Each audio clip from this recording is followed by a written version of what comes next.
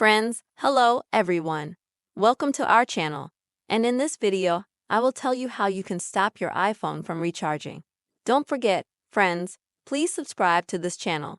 Be sure to put your likes under the video and also please write comments. So let's go ahead and get started. And if you see that your battery is always charging at 100%, you'd like to do something to stop it from doing that. In order for your battery on your iPhone to last longer, you can reduce the number of percent by which your iPhone will be charged. But let me tell you right away that this option, it is unfortunately not available on all iPhones. If you have an older model of iPhone, this may not be available to you, but let me show you how to do it. Open Settings. Next, select Battery, and then select the Charging section. Here, friends, you can see the maximum percentages of how much your battery is getting infected. And if you have a newer model, you can put a charging limit or charging limit. It's very easy to find. You will see this option right away.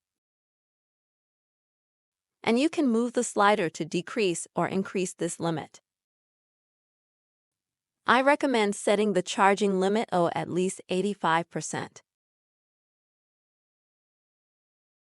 If you don't see this option with you, then I can recommend you to try to update your iOS version.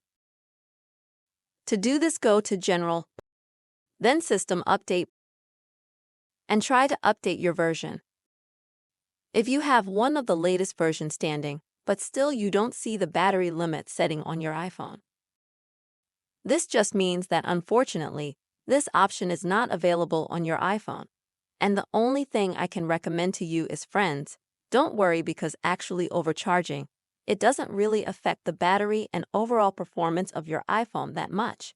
I hope this video was helpful to you. You learned how you can stop your iPhone from overcharging. Please don't forget to put your likes, write comments, and be sure to subscribe to the channel. See you, friends.